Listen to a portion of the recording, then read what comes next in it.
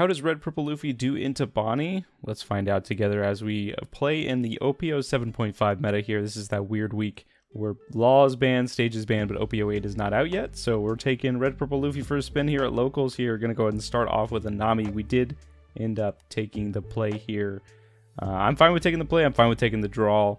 Typically, if you take the draw, you don't have to necessarily ramp to get to 9, right? Because you go to 8 on your 4th turn, right? When you go first, though, you do have to ramp to be able to get to 9 a turn early.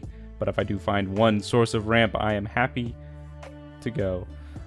So here, playing against Bonney, right, we're typically going to force ourselves into a situation where we're going to be playing a little bit out of order just to get around the Bonney effect, right? Bonney being able to rest any of your characters on a character or on attack is pretty crazy here. We're going to go ahead and swing 8 at lead, or 9 at lead here.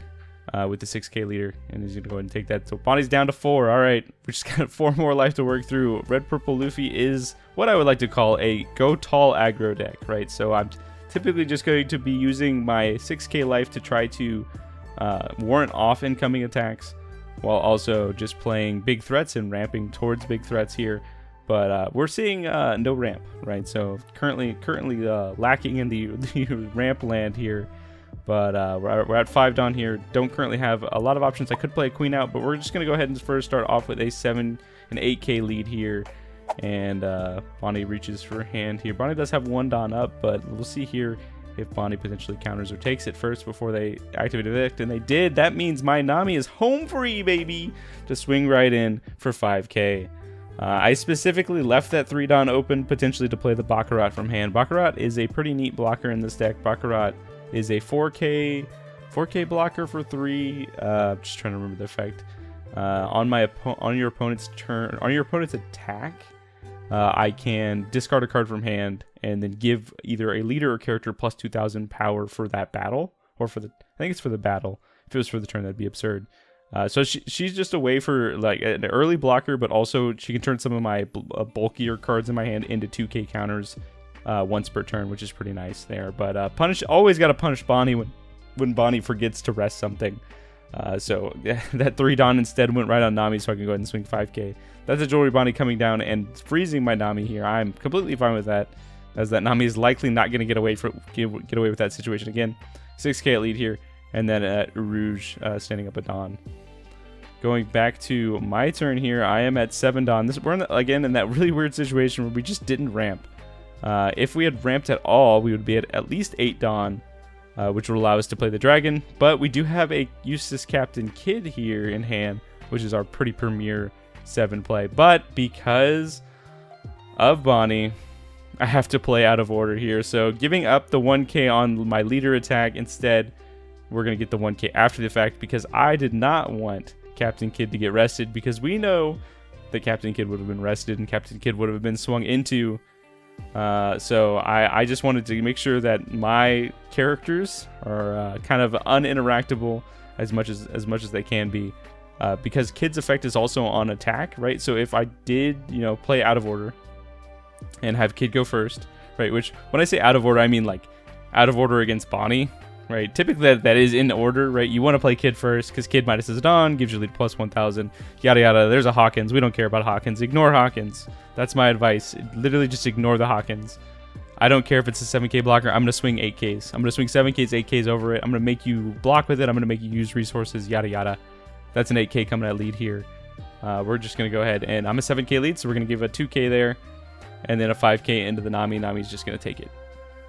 So I didn't want my Kidd to be rested just in case he had another Jewelry Bonney, right? Because then it would have kept it rested, and I can't just keep being a 7k leader every turn. End up finding another Kidd here. We're going to go up to 8 Dawn here, and then we can allow our leader effect to take us all the way up to 9. And then we have a choice, right? In this situation, I have a few options. Now, I typically don't want to attack with Kidd to minus Dawn when I haven't already played something. So I'm going to sit in this weird situation where I'm basically going to force my opponent to decide which 9k hit they want to take. So I am going to just go ahead and play out the dragon, I think. And then I will attack with Captain Kidd. We'll minus the Dawn that I used to play for dragons. So we're Dawn efficient, right? Typically, you want to be pretty Dawn efficient, but like Bonney set you in this weird position. But I've just accepted that I'm gonna try to be as Dawn efficient as I can, and I'm gonna attach those 2 Dawn off of Dragon's ability to my leader here, and then we'll attack with Kid. So attack is gonna buff my leader. Now he has a choice. I have 2 9Ks, right? Which one do you want to rest? Okay, the character, that's fine. Which is most likely what's gonna happen. But I've got a Radical Beam, 2 Radical Beams in hand, 1 Dawn up. And I'm a 9K leader right now. I'm at 7K on their turn. So there's an 8K again. Opponent's thinking could potentially use blocker. Could block with Hawkins. Give me a 2K. Gonna end up giving me a 3K. Discarding a Zoro. I am happy to see a Zoro gone. Zoro is my enemy, I say as Luffy. And with my Zoro sleeves. Zoro is my enemy. Zoro is how I lose the game. Zoro is very good at swinging a lot. Very heavy. So I need to be able to fade a Zoro as much as possible. We're just gonna send a 9K. I think that 9K is just going at lead because again, I don't care about Hawkins. Ignore Hawkins. Sure, he's a 6 cost blocker. You're gonna have to block him eventually. If you decide to spend resources from hand to save him because you think he's worth saving, then I'm completely fine with that. But I am not going to swing at him. I'm just gonna keep going face, right? Because eventually you're gonna block with him, and then eventually I'm just gonna swing face again. And then you're gonna have to use more resources. So ultimately, you have to when I'm swinging, 7K, 8Ks, you have to block with Hawkins anyways. Like if you block with Hawkins, you have to use a resource from hand. So again, ignore Hawkins. Like I'll continue to preach that forever because that's just my philosophy. But so in this next turn, we're potentially set up for another Captain Kid. Which if I get 2 Captain Kids rolling, I effectively have a Whitebeard every turn, right? So I'm gonna take my leader up to 8K literally every turn. I'm currently at 7K lead. He's going to go and swing 10K. I think that 10K is going at my face here. And then I'm a 7K lead. So I could just take the 10K hit or I could just Radical Beam. Right, I do have a Radical Beam. Radical Beam would take me up to 11. I'm just asking him how much Dawn he has left and if he decides he wants to like go a little more wide. Because I know that Bonney's likely going to attack and Leader's obviously going to attack. We're just going to go ahead and take it. Hey, there's a Whitebeard. We asked, right? So now we have 2 decisions next turn. We could go to a 9K lead. Or we could go to a 8K lead, and I think you know which answer I'm going towards. Definitely gonna be a 9K lead next turn, which is absurd, right? I am. Why is it that Luffy leaders can become 9Ks, right? Black Yellow Luffy can easily become a 9K, and then now Red Purple Luffy also can become a 9K. I mean, I'm not complaining, because that's fun, right? It's fun to stop people's attacks, especially when you're a 3 life leader. I'm a 3 life leader, right? Like. I'm working with 1 less life than most people are at the same like 2 color combination, but I am rewarded slightly with being a 6K lead. I do like being a 6K lead. It does it fits. It lets you be aggressive and also be defensive in its own little way here. Opponent's definitely in the think tank. I think opponent has 10 Dawn total, right? Because I think we're both like at that point, but. He used 3 of it for Hawkins.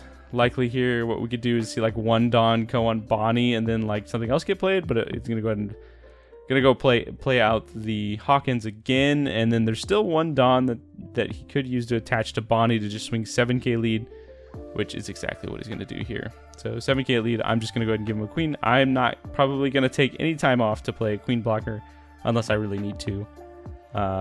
Because we saw a Zoro go from hand, I'm very suspicious that there's another Zoro in hand. Typically Bonney players don't give Zoros away, right? Zoro's your win condition. That's how you win games.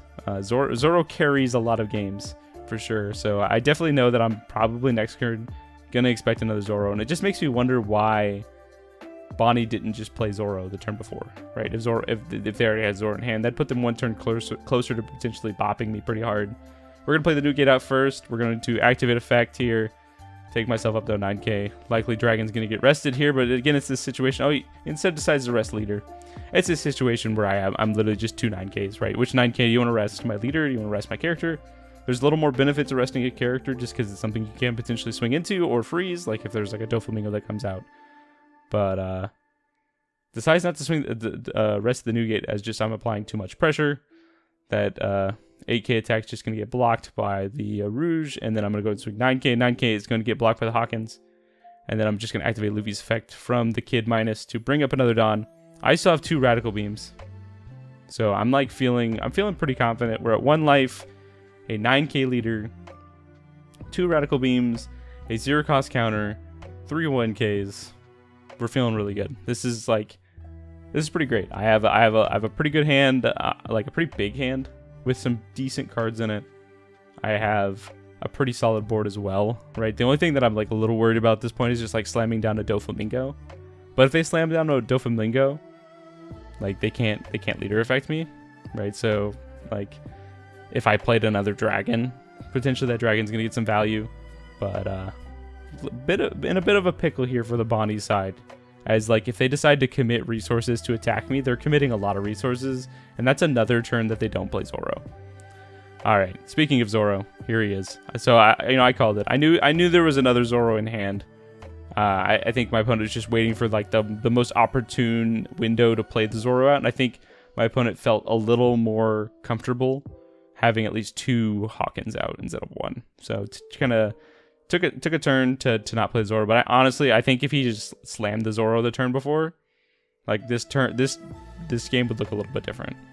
As I would potentially have to use a lot of resources, though I was pretty keen about keeping radical beams up as much as possible, and we did find that dragon, right? So that, like I said last turn, like if he decides to play Doflamingo, lock down my things, I could just draw a dragon. I just like keep swinging. But now we're kind of in this weird situation where I can't kill him this turn. He has what, 3 cards in hand, 2 life, 2 Hawkins.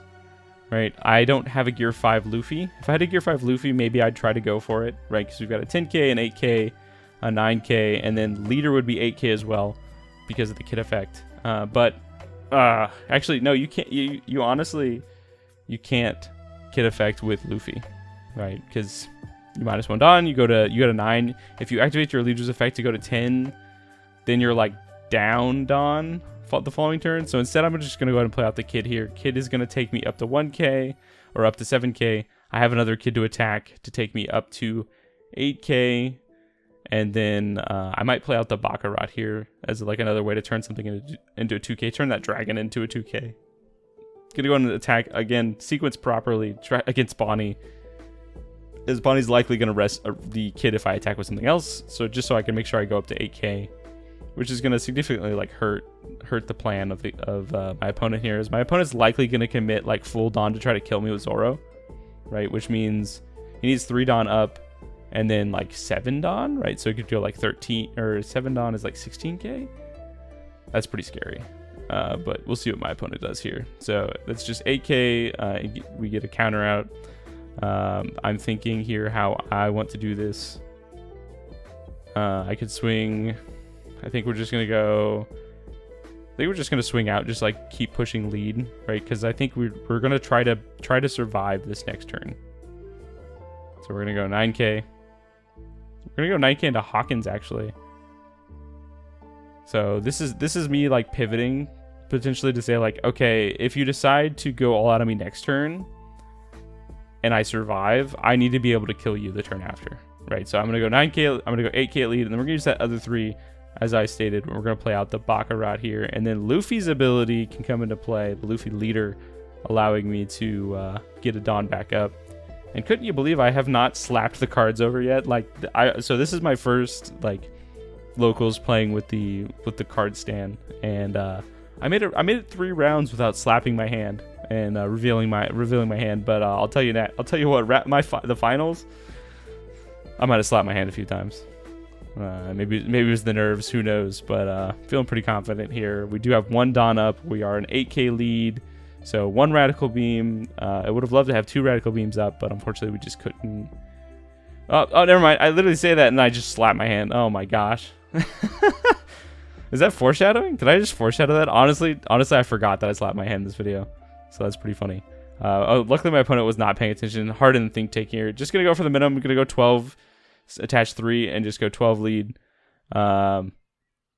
here. Like I basically have to do the math. All right, so if we go to 4, we're gonna +4, take myself up to 12, 1k up to 13, right? So I think like if we can get out of 2 attacks and then block the final attack, I think like I'm pretty happy. So he's gonna go ahead and swing 12k again. So this time I think what I'm gonna do is activate Baccarat's ability. So just trying to think like how I want to do this. And honestly, like cards that say on your opponent's attack like trip me up so much. I know Bonney does that to some people, but like Baccarat also says that. So like you literally have to do it first before you do anything else.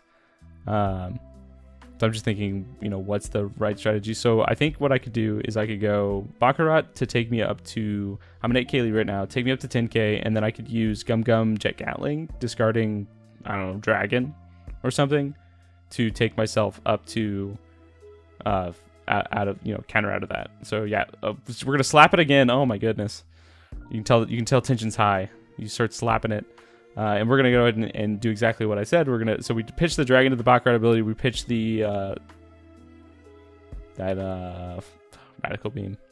And then 12k again, I'm just saying, okay, block that one. And then now, there's the rest of it. He's just going to go 10k. I'm just going to take it. And, honestly, I very much wonder why my opponent didn't just, like, try to go 16ks. But I think if he went 16ks, could I have gotten out of all of them? I don't know actually. But he would have used all his Dawn and wouldn't be able to attack me anyways. So ultimately, probably it didn't matter, right? I really only needed to get out of one of them, and I had enough to get out of one of them, right? Because I was still at 1 life. We're gonna go and swing with Kid. We're not gonna use effect here because I've got a Luffy. So you know, like if all else fails, and he's still not dead after all these swings, right? Because he also doesn't have any Dawn up. We're gonna go swing 8k again. Just gonna take it there. We're gonna swing 10k this time. Actually, we're just gonna send 20. No gear 5 this time, just 20. Good old Whitebeard 20, and takes out my opponent there. I do think if he played the Zoro turn earlier, maybe this game would have been a little differently, ended a little differently. But we did manage to squeak it out against Bonney. Just going high, just going real tall, and just swinging out again. Just trying not focusing the board, only focusing the board when we think it's necessary, and just going face. And if you like this type of content, like the video, subscribe. I'm always releasing content. We're going to do 08 next week. So, thanks again for watching, everybody.